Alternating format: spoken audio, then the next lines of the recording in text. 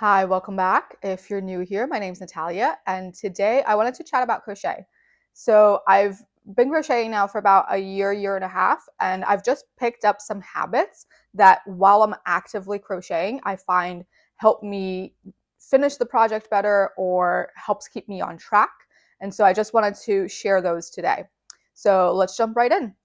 The first one is actually using some sort of digital storage. So I see a lot of people do print out their pattern, and I actually prefer to keep it digital. So I have a folder in my iCloud drive. So I do have an iPhone, and I just keep all of my patterns in that folder. Not only does that help me keep organized, but I'm actually able to go through the pattern on my phone or my iPad while I'm crocheting. And what this allows me to do is actually just use the edit functionality to cross out rows as I finish them. So not only can I reuse this because I can just take the eraser tool and erase all the marks I've done, but anytime I edit a pattern, let's say for loveys, I prefer to make their legs longer simply because when I knot them up, the yarn that I prefer to use is much thicker than what is generally recommended.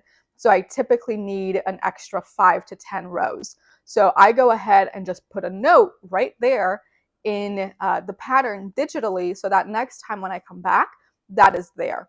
But as I go through the rows and I finish that row, I can just count it off or cross it off.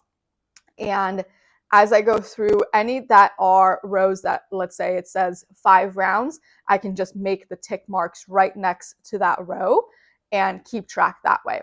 So I have personally found that some patterns, since I do remake them a few times, it's just easier for me to mark it up digitally, erase those marks for next time, and keep track that way.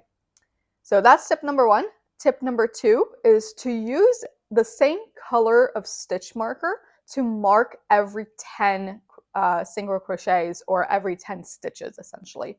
So this is how I prefer to do it. And the only reason I use the orange stitch marker is because when I bought my pack of stitch markers, when I first got them, the box was broken. So I ended up putting them into a different tin. And while I was doing that, I just noticed that there were a lot of orange stitch markers. And so I ended up grabbing those along with a few other colors. And typically my project looks like this, where I have one color marking the loop where my hook will go into, another color that marks the first stitch of that round, and then every 10 stitches, there is an orange stitch marker. And again, I only picked orange because I had so many orange in my pack. So if you have pink, you have red, try to use something like that, where as soon as I see that color, I know that that's what I use it for, that it's every 10 stitches, there is an orange marker. Not only does it help me to get a very easy picture, like as soon as I look at my project, I know what's going on, but also it helps me with counting. I am somebody who, if I count beyond 10, I'm just gonna lose track. So it's easier for me to count from 1 to 10 and just repeat that every single time. And as soon as I run into that orange stitch marker, if I'm not at 10, it's easy for me to go back and just count from the previous orange marker and see if there are 10 there, or if I have made a mistake in just that small section, rather than potentially having to go back 40, 50, 60 stitches to my first stitch of that round. Tip number 3 is when I am counting stitches and that round has increases or decreases, and keep in mind I keep saying round here because the majority of my projects are amigurumi. I make a lot of plushies, so they're typically crocheted in the round as opposed to something like a blanket. But when I am crocheting in the round for amigurumi, there are a lot of increases and decreases. And what I prefer to do is I count my single crochets and I letter my increases and decreases. And this is just a trick in my brain to get me to pay attention and not lose track. So for example, with this pattern right here, I have this number of single crochet stitches and then an increase, another single crochet stitches, round of crochet stitches, and then an increase. And so what I do is I count 1, 2, 3, 4, 5. I know I've reached the number that I need of single crochets. And then for my increase, I go A, do finish it up, and B. and finish it up. And same thing for my decreases. If I have 5 single crochets and then a decrease, I just count 1, 2, 3, 4, 5, and then I will put my hook into the next stitch of the front loop of the next stitch, count A, and then B to pick up the front loop of the second stitch, and then finish that stitch out, and that's my decrease. Another tip though that I'll throw in with this one is to use those orange stitch markers for these decreases and increases. So if I'm working in a round like this and I see that the pattern is going to have the same number of increases or decreases for a couple rounds in a row, rather than using those orange stitch markers to mark every 10 stitches, I use it to mark that increase or decrease. So for something like this, where it says 5 single crochet stitches and then a decrease, and that's going to repeat for 8 times. Every time I do that increase or that decrease, I just slip that orange stitch marker into the stitch where it was increase or decrease. And then I know that for the next round, whether it's 1 extra or 1 less single crochet before I get to that increase or decrease, I know that by the time I get to that crochet marker, I'm supposed to be doing something different. And so it's an extra little trick to get my brain to pay attention and make sure I don't mess up. And same idea, I can just count back to that last orange stitch marker and figure out, okay, this is where I made a mistake, rather than undoing the entire row and trying to figure out where it went wrong. So that was tip number 3.5. Tip number 4 is actually how I yarn under. So there's an awesome video by a creator here on YouTube who shows 4 different balls, and she showed how yarn over looks, how yarn over, and essentially the 4 combinations of yarn under and yarn over. And I'll put a link to her video in the description box. But essentially for me, when I am yarning over, I do bring the yarn over the crochet hook. But when I'm yarning under, I actually don't do the loop the other way.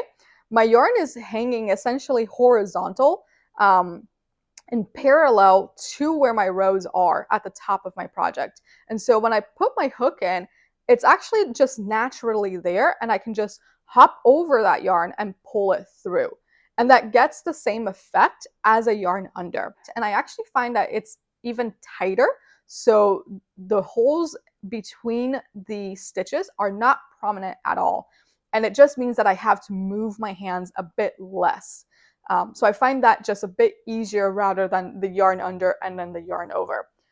And lastly, tip number 5 is to have a couple different pieces of paper that has the hook size that you're using just written down on it. I find that I actually have about 10 different hooks in my bag, and of course, all different sizes. I don't typically work on a number of projects at the same time. I might have maybe 2, even 3 is pushing it.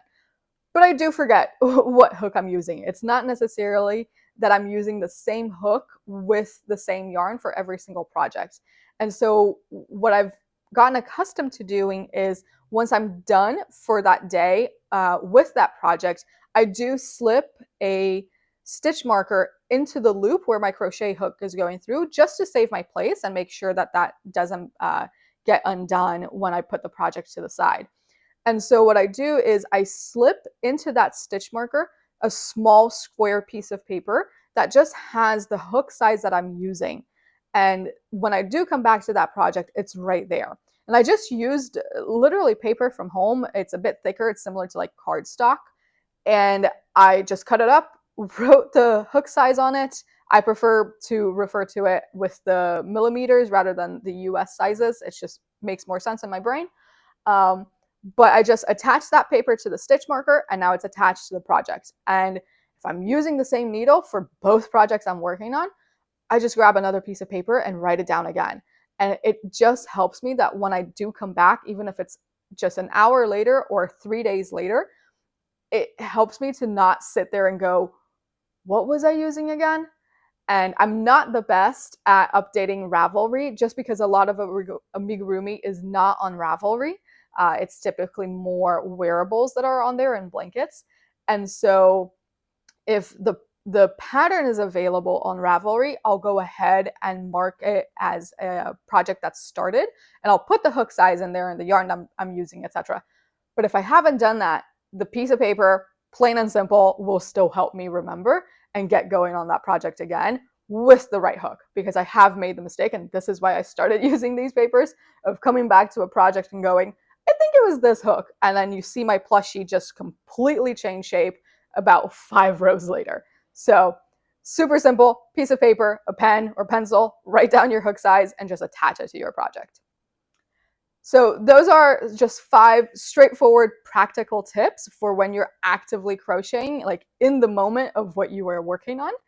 And these are just things that I've learned over the last year and a half of crocheting myself, from mistakes I've made and just trying to make it easier on myself so that I can just enjoy the process and enjoy the finished product without losing my mind in the process, essentially.